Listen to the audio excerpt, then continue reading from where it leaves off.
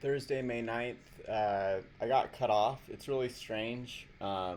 These last few notes that I've put together, um, they cut off. It could be because I'm rendering something. So, it was just too much RAM or something for the computer. It's like a pretty huge file. So it could be that. I'm not sure what it is. It also seriously could be. Um, and yeah, you hear a lot of targets talk about how um, they get um, hacked, so their computers get screwed with, and they're not able to use anything. Their phones. I have video of my phone getting screwed with, and so I'm trying to render this. Still, it's actually an animation, but it's pretty.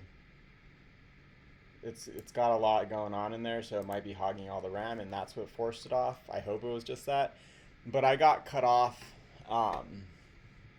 when I was describing what needs to be done with these people. But it wasn't too long before I noticed that I was not recording anymore. But I went over this video right here, um, and like I was saying in the video before I got cut off, the bad thing about these through the wall surveillance systems is, I mean, in addition to affording the trash using it all the plausible deniability they need to get away with murdering and maiming people and harassing them in their own homes, um, uh, you have to deal with the constant intrusion into your privacy and your private thoughts. And so you get treated like, um, your sexuality gets used to humiliate you. So it's a constant. And if you look, I think one of the origins of I'm going over all of these things. If you look at the origins of, I think a lot of the tactics that they use, and I could be overthinking it. I could be giving them way too much credit. At the end of the day, these are just very likely just pieces of trash who behave the way they would if they could, they had if they could look into anything that they wanted to, and then torture you accordingly. It could just be that, but I think when you look at the history behind psyops and the CIA. I wouldn't be. This is what makes me think. Well, this crept into my life through the intelligence agencies, and if you attend a public university like Arizona State University, who is very closely tied to the CIA, the chances of you getting put on one of these programs goes up. I think. I mean, it's one of the only common denominators that I could possibly have to an 86-year-old. Besides the fact that I met him through his mother, who she had a stroke in 1995, and she had in-home health aides, and so I worked as a caregiver at a facility, and one of the people that I worked with in that facility introduced me to her.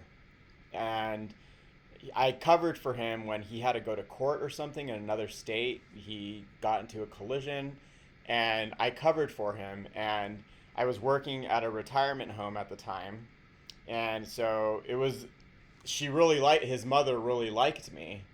And when I was there, I was like, okay, well, it's 27 Alzheimer's dementia patients, or it's one person in their house, and I think I'd rather be here. And so I worked my ass off at her house, and she really liked it.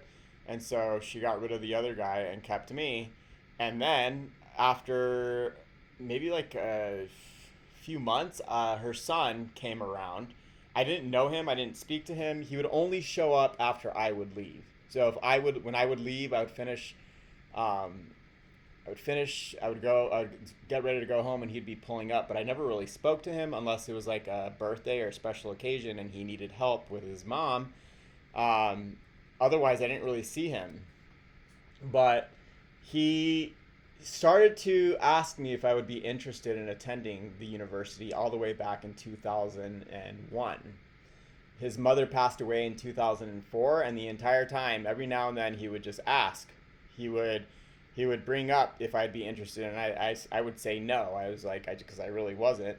Um, and then after she passed away in 2004, I decided to go ahead and give it a shot, but it was just something felt really weird about it. I just didn't ever feel something something felt very composed. The whole scenario, now that I look back, felt very composed. Um, Maybe Richard knew, maybe he didn't. He did say something before he died, like in the hours up to the before he died. He mentioned how people were gonna try to take everything. So he left me everything, but then he also told me, be careful because people are gonna try to take everything. And at the time, I had no idea how to take that, and so anyways, I'm going off on a tangent. Humiliation. These people can see everything and they harass you accordingly. And if you look at this Jonathan Moreno video, you can see how um, the people that they use died, and that, like the Olson death, it was covered up until the late 1970s. Back to the academic world and a little away from LSD, just to give you an example again of how important the relationship is, and it's one that in fact continues between academia and the national security establishment. If you take a psych course, you know anything about personality theory, you'll run across the name of Henry Murray. Henry Murray, generally considered to be the father of personality theory. During the and just so anyone who ever listens to this is tracking, I think part of the reason why these things do get cut off occasionally, because this is the little off switch, I have to reach all the way in here and press that in order for me to stop the recording. So I think I may say things that they don't want me to say, and they turn it off. And then they hope I keep rambling on and don't know I'm not recording. And now I'm just going to have to go out of my way to repeat everything that I said the last time I got cut off. World War, he developed the thematic apperception test on a U.S. Army contract. The TAT is one of a family of psychometric tests. Interestingly, the IQ test was also developed through a relation between academia and the national security world during World War I. So again, this relationship between the behavioral scientists of the day and the national security world goes back quite a long way. So Murray was the director of the psychological clinic at Harvard. He was a member of the famous Department of Social Relations, later called Psychology and Social Relations. So he was up there with B.F. Skinner and Sam Stauffer and Robert Fried Bales, some of the history of psychology, some of the really great people in psychology. He was also the first chief psychologist for the Office for Strategic Services, which was the predecessor agency, again, to the Central Intelligence Agency. And he published his conclusions from the work that he did on personality theory in a book called Assessment of Men in 1948. Again, anybody in the history of psychology would know about this book. It is a landmark. Murray was also, a little autobiographical information here, Murray was also one of my father's best friends. My father was a famous psychiatrist, and Murray's contemporary. So I knew Murray. As a kid, I met him a number of times. He was a real, you would think Boston Brahmin. He always wore a three-piece tweed suit. I do have to repeat this. Like, there's a lot of things I'd rather be doing right now. But again, this harassment has been going on for, let me check my device. How many hours have passed since September 10th, 2017? It was 58,388 so 58,388 hours of pieces of shit who haven't shut the fuck up with their transmissions and who, depending on what they see me staring at on my screens that they surveil and what I'm thinking about in real time, microwave me with enough radiation that it doesn't feel as intense as it used to, where it felt like they were electrocuting my heart, but it is definitely noticeable. And when you have about, what was that? I think it was about 24,408 hours worth of that kind of harassment and torture. Even if you feel mild amounts of it, it's almost as though it's like a reminder. I got a shock collar for my dog. It likes to chew on plastic wires and stuff, and it was doing it too much, and so I decided to get it a shock collar, and it has three settings. So you can either shock the dog, you can make the collar vibrate, or you can make it give off a sound. And if you introduce the dog with the actual shock for maybe a week or so, you don't even need to use it anymore. Because as long as you press the vibrate or the noise, like the second after they get shocked, they'll start to equate the sound with the shock.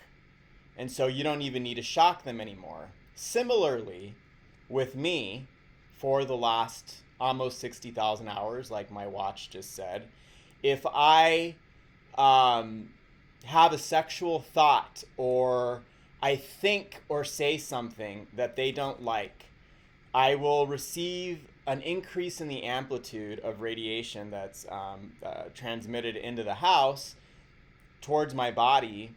And it's not painful, but it feels, you can feel the sensation over your body. It doesn't feel, I think I said it in the last part of the note, it doesn't feel like when you cut off circulation in your arm and then the blood starts rushing back and you feel tingly. It's not that kind of tingling.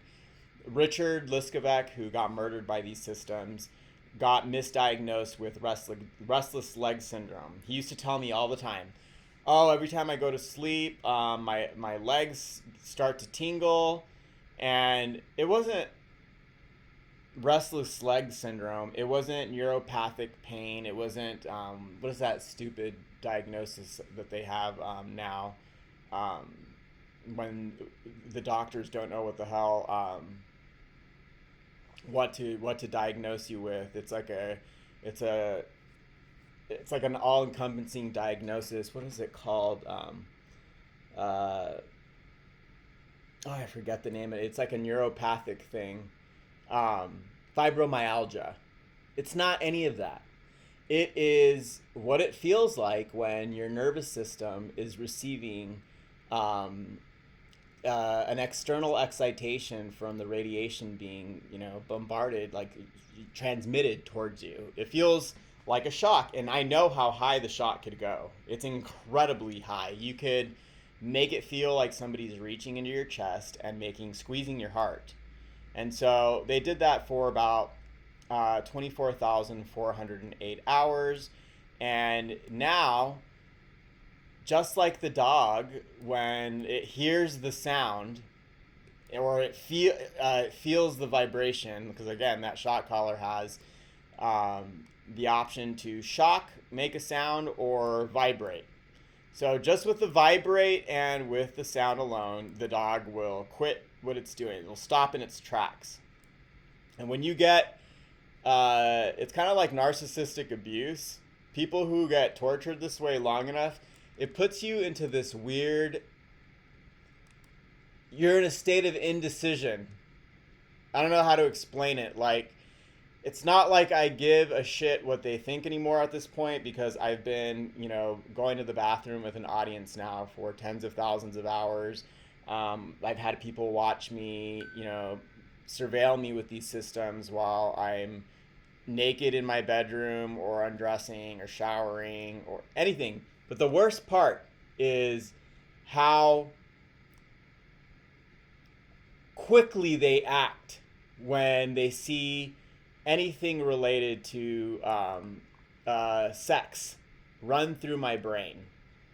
So they're trying to do the same thing that I did with the dog who's chewing on the plastic. It was eating through tons of wires. For me, it feels kind of like if they don't agree with your lifestyle in any way, shape, or form, they don't agree with what you're thinking about, they don't agree with your political views, and you read the ASU DARPA study, if they need to induce or inhibit behavior, they're going to use transcranial magnetic stimulation. That's a really nice way of saying, if we don't agree with what you're saying, we're going to fucking shock you like an animal. And it's supposed to, they want the targets to run out, like Giordano said.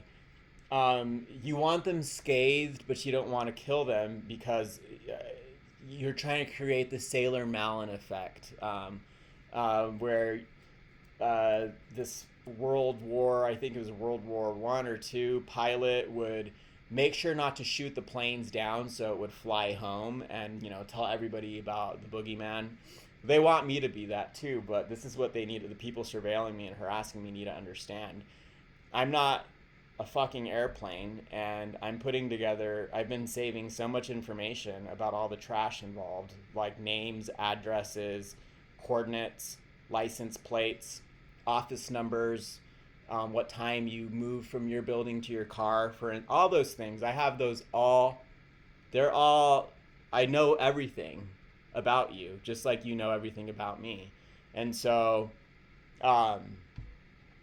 these people need to start conducting themselves as if they don't have the luxury of anonymity. And similarly, like, this is the thing about all these people who do non-consensual human experimentations. From the research that I've seen, they all have this, I think it's either John Hall or Robert Duncan each said, they used to have like 25 to 50 years of time before they would apologize for their behavior. You could see that with the Tuskegee experiment and the radiation experiments that you see in the plutonium files. They don't have that luxury anymore. Now they're facing the legal repercussions of their behavior. So again, I'll be sitting there just having an order. The average man, I think, thinks about sex like 19 times a day. And so for me, 100% for sure, 19 times a day, I'll get microwaved, or upon them seeing me, it almost feels, it feels like a throwback MK Ultra sub-study where they were trying to change the sexual orientation of the subject by stimulating the septal region of the person's brain while they were exposed to heterosexual imagery, or like a woman. So they would show a gay man, a woman, and then they would excite that region of the gay man's brain, the pleasure center of the brain, the septal region, so that they were trying to see if they could change this man's sexual orientation. They would use hookers, and they would shock that part of the man's brain. They're gonna, like, for me, it's more like, is he thinking about gay sex? Is he looking at a guy? Guaranteed, I'm gonna get shocked, or I'm gonna hear one of them say something about humiliation, or it's always, and this has been about 60,000 hours of this, more like 70, like I said, but some of that time when it started in March 16th of 2016, it was just weird sounds, and I would dismiss it as nothing. Like, I didn't even know these technologies existed, and so I would just ignore it and dismiss it as ordinary sounds. Now I know what it was. So it's really fucked up. So it all revolves around humiliation with me, and that's why I think that they like to target gay men. They want to use sexual humiliation and shame to control you and to torture you. What I didn't know. Do you need to learn about AI if you don't work in tech? Will it help you in your career? The short Autobiographical information here. Murray was also one of my father's best friends. My father was a famous psychiatrist, and Murray's contemporary. said, I knew Murray. As a kid, I met him a number of times. He was a real, you would think Boston Brahmin. He always wore a three-piece tweed suit, very elegant. What I didn't know, what we didn't know, was that that Henry was doing the LSD experiments. Was doing these the TAT work, but we didn't know that he was doing other kinds of experiments, not involving LSD, other kinds of experiments involving essentially humiliation. So it turns out that Ted Kaczynski, who was the Unabomber, this fellow who sent letter bombs to computer scientists a number of years ago and is now in prison for life, Ted Kaczynski was a Harvard undergraduate in the late 1950s who was in a humiliation experiment that Henry Murray ran. Not saying that Harvard turned Ted Kaczynski psychotic, although I've heard that can happen up there.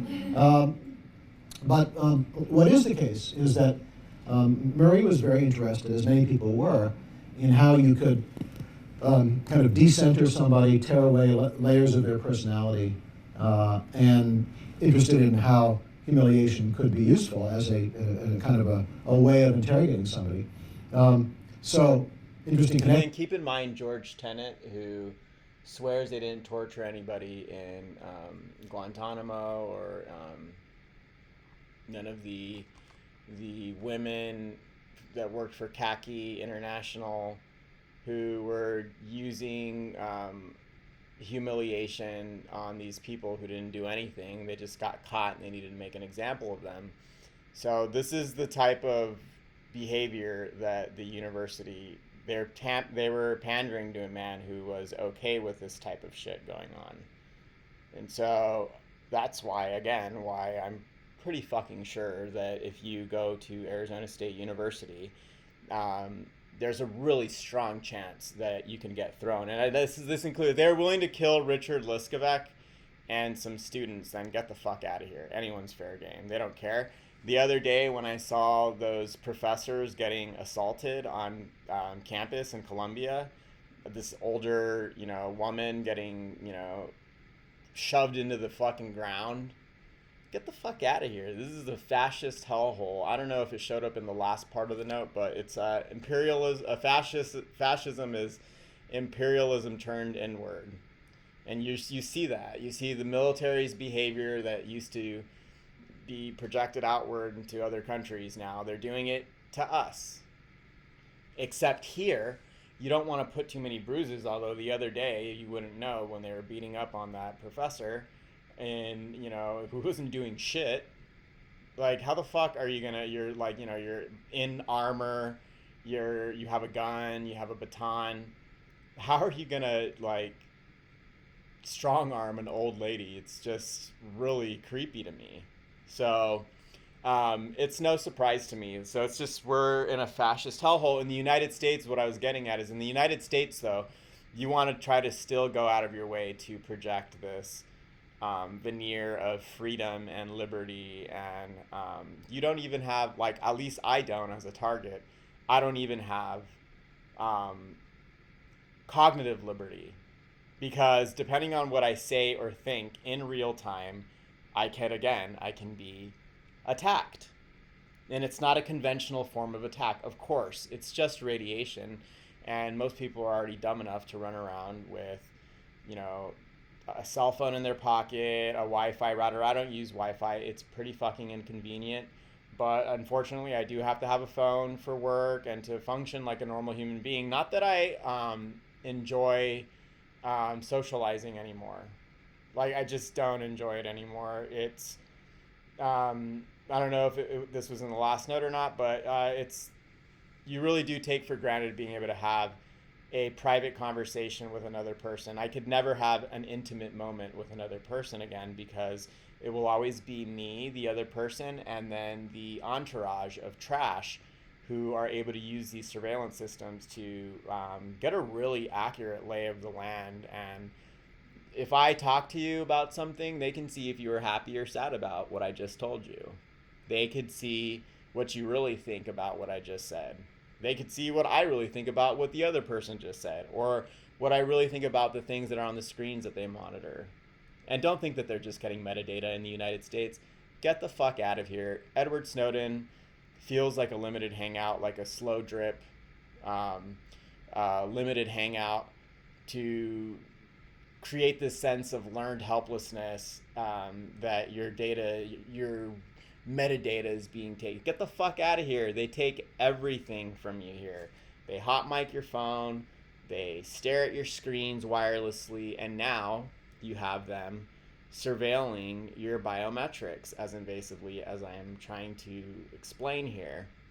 And I'm also trying to explain how far these pieces of trash are willing to go when they're using this form of abuse on you, because they really are risking a lot. And that's what all of these tabs up here are. These are all of the crimes that they're committing. So, and this is what needs to be done with them.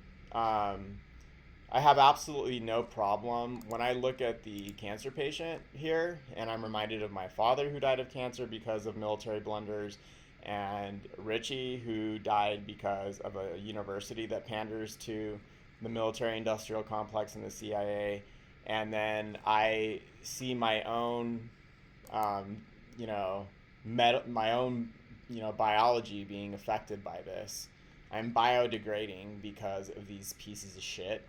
I don't feel bad bringing up the death penalty. So she apologizes for it in this video I'm about to play, but I don't make any apologies. I 100%, you cannot lock a psychopath up and think it's going to do anything. They don't care. They don't give a shit about anything. These are psychopaths and sociopaths. It comes with it. Prison, I'm sure, comes with the territory. They don't give a fuck. So I'll go ahead and let it to people to do with as they Karen wanted. Stewart talk. And then Rachel, a friend, told me, she said, why don't you just make it into a petition? I said, duh. Yeah, that's a good idea. So I put it on the White House petition site, and I also did, I believe it's iPetition. So there are two places for the very same petition. Well, I will tell you too that after thinking about it, this is not something I did lightly, but after thinking about it for a long time, I decided in the demands that I talk about, I demanded the death penalty for the people involved. And I did it on... I mean, if you ever watch this, these people are being targeted too. So, and this is why, and I did take the liberty of adding another target's channel into my Sung channel. So, or I made this one for another of the targets that I found on YouTube. You click on this and it'll take you right to his YouTube page. He's got really good videos. It's important to see the history. People forget. People are so dumbed down here in the United States. They're just straight the fuck up, ignorant as fuck. And so when you bring any of these things up, they're, what did somebody say the other day? It's tough. It's tough. It's just, I guess that's the way it is, though, because when you live in a society where you're bombarded with tens of thousands of hours of simulated violence, and people rubberneck when they see a car accident down the road, and they're like, I'm gonna be late for work. Now there's a dead person probably in the car. I'm gonna be late for work. Like that kind of thing. That's where we are right now. So good luck getting these kinds of violations and forms of assault and murder and maiming any attention when the only mark they leave is, let me see here, in your body. Until you get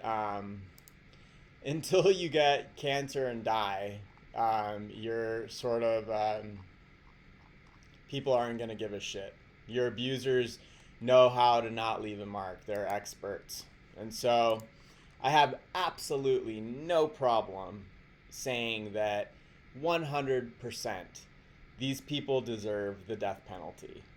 There is no rehabilitating these pieces of trash. For many, And with the tabs I have up here, I can illustrate how a legal team would be able to get rid of every last one of them in one swoop with a conspiracy case. You can go after all of them. And this is what got cut off in the other video. I mentioned specifically that if you are screwing with me after. See, this is the thing about these programs. They rely on compartmentalization. Let me go ahead and bring that up too. Here's my playlist. They rely on compartmentalized silos of information. And so, where is that one? Did I keep it in here? I know where it is. I know exactly where to find it.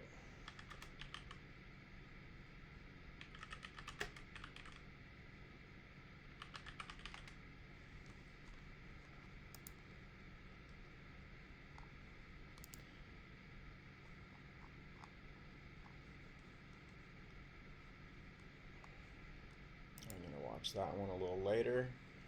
Go to my playlists or his playlist. We all have playlists now. Like they're doing this to so many people. It's pretty sick. For Space Command and get your exact.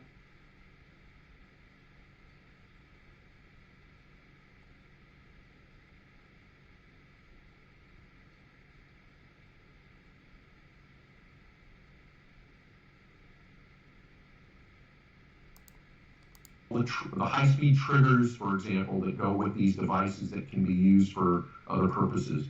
But the microwave weapons is just one generation of the weapons that are available to the Air Force Space Command at Schriever Air Force Base. And I did show in the other video that I have how one of the people that have ties to the intelligence agency live 27 minutes away from this place in Colorado Springs. We have a number of social media profiles where it's exactly 27 minutes away. I looked. I did drive by there in 2019. I know right where the house is. Air Force personnel have told us there are 9 different weapon systems just so you're tracking mounted on satellites in orbit. 9 different weapon systems. Some of these weapons can be considered weapons of mass destruction. That is a very important term that can be used to explain how the United States is violating the 1967 Outer Space Treaty. Very important. I wrote a short ebook on it documenting the places where the 1967 Outer Space Treaty was being violated, and I made certain that a number of countries, there are a number of consulates. I explained in a previous video that I was at Home Depot a couple of months ago, and I was talking to some of the men, the work crews that wait outside of Home Depot, and some of them have come here from Central America, and they're just looking for work. And one of the things I asked two of these guys, I said, put your hand on the top of your head, on the top back part of your head, and I showed him where, and he immediately said to me, what is that? And you can feel the microwave pulses. So these guys had only been in the United States for a few weeks, and yet they were already being actively tracked. And it's quite likely that they were actively tracked from their home in Central America. So what is clear is that everyone is being tracked, everyone in the United States is being tracked, even people that have recently arrived in the United States are being tracked. A lot of that, now here's something that you might not figure, the Air Force Space Command does not share a lot of the details of the technology in the program with the Department of Homeland Security, okay? They work within a silo. These groups work within a silo some of the time because all of the information they handle is top secret. And it's called secure compartmentalized information. That means it must stay within the silo. So even though...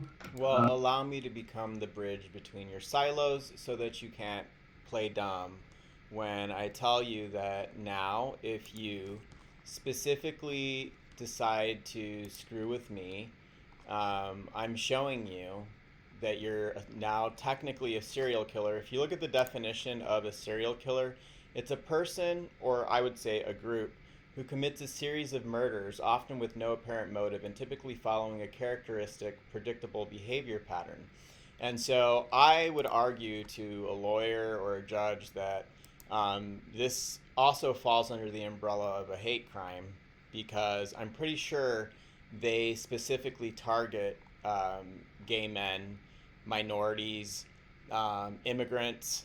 So this is, like I said in the other video, these technologies are the types of technologies that a fascist would gravitate towards, because it affords them so much plausible deniability for their murder. And so if you keep screwing with me, now you are taking a huge risk.